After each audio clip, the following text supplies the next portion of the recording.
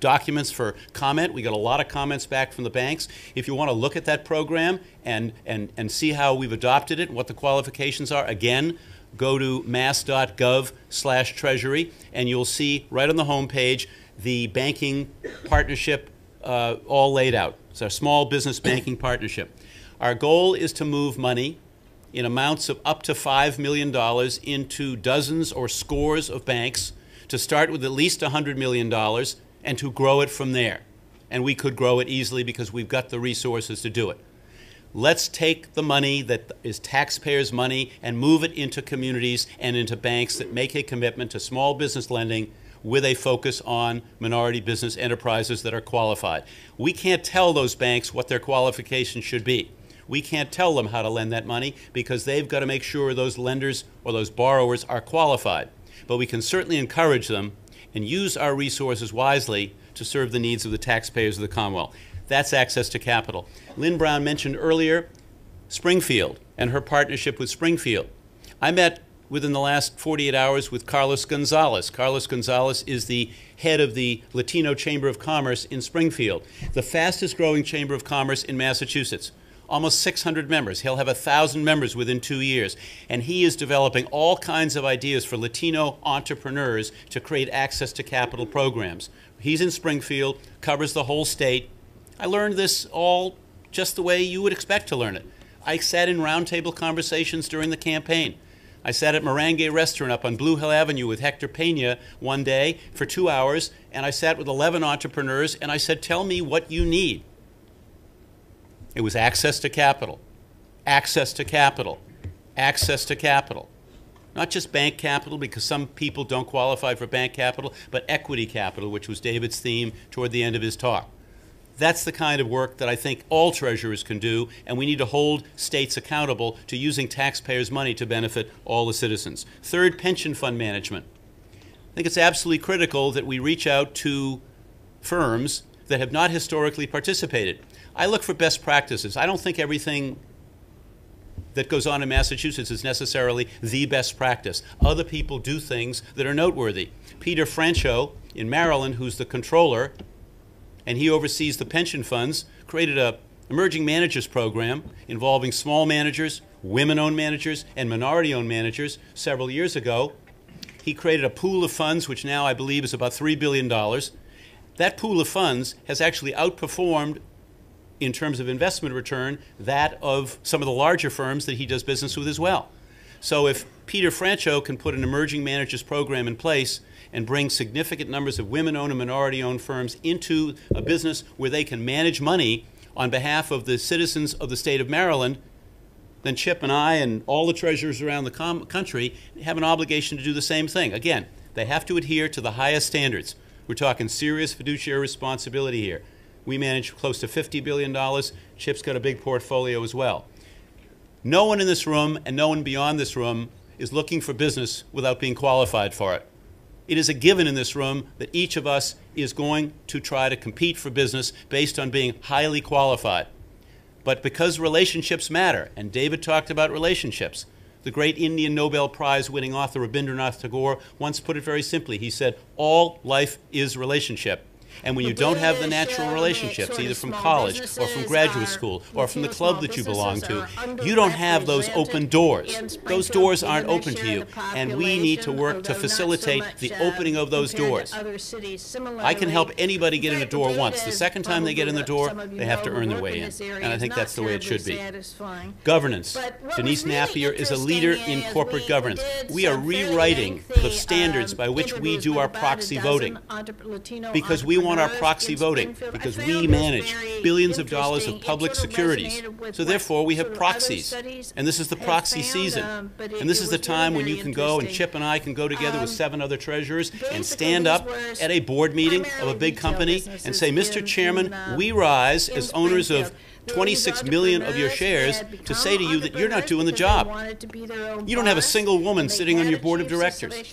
You don't have a single person of color sitting on your board of directors. And everybody in this room knows, and beyond this room knows, that if you want the best decisions made, you have to have a diverse point of view and a set of point of views around that table. Diversity equals better decision making, more thoughtful decisions, and if companies don't do that, we need to hold them to high standards. And using the power of the proxy, say when on pay, say on pay, corporate governance, environmental standards, and the presence of women and people of color in the boardroom and in the executive suite. That's the kind of things that we need to do more of, and we're doing it here in Massachusetts. Fourth, investment banking decisions. I am so proud to introduce someone to you. Some of you may know her. Her name is Suzanne Shank. She is the CEO of Siebert, Branford and Shank, which is a major investment banking firm. She's been CEO since 1996. She came this morning from New York with her colleague John Carter, because for the first time in the history of Massachusetts, we have chosen to award the lead manager running the books of a general obligation deal. We're going to do the deal right around April 1st. It's an $80 million refunding deal, and we chose to award that deal of running the books for the first time ever that a woman-owned and minority firm is given that responsibility, because they earned it. And that's the firm of Siebert, Branford, and Shank. So I want you all to meet Suzanne Shank. Suzanne?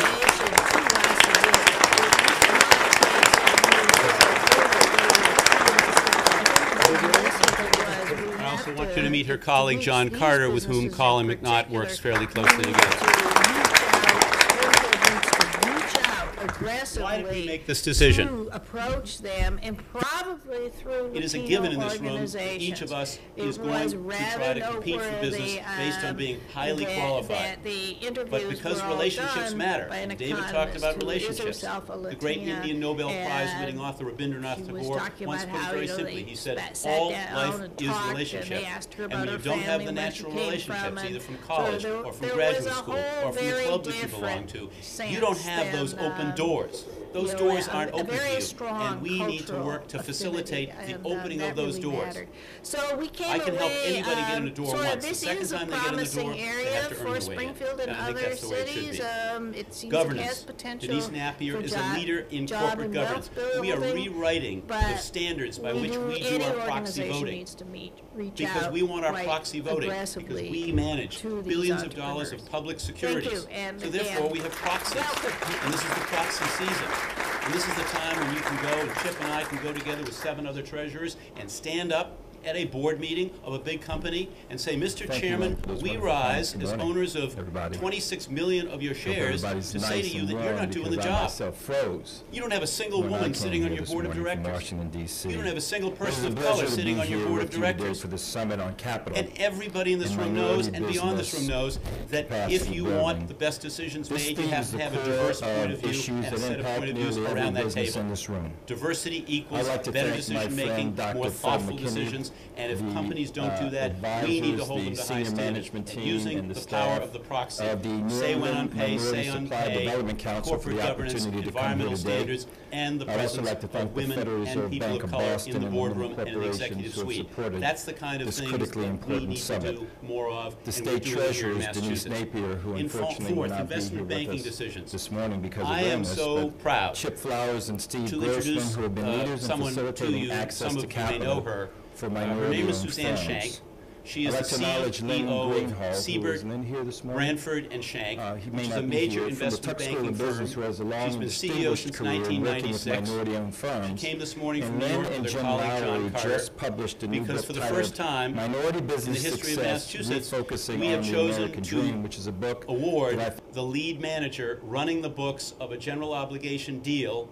We're going to do the deal right around April 1st. It's an $80 million refunding deal, and we chose to award that deal of running the books for the first time ever that a woman-owned and minority firm was given that responsibility, because they earned it. And that's the firm of Siebert, Branford, and Shank. So I want you all to meet Suzanne Shank. Suzanne?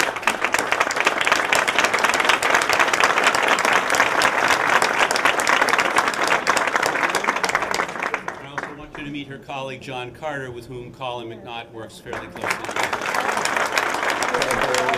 The Business Development Agency has been to expand the U.S. economy and create new jobs the basic fundamental principles that Colin McNaught uses every day of his life in managing our debt.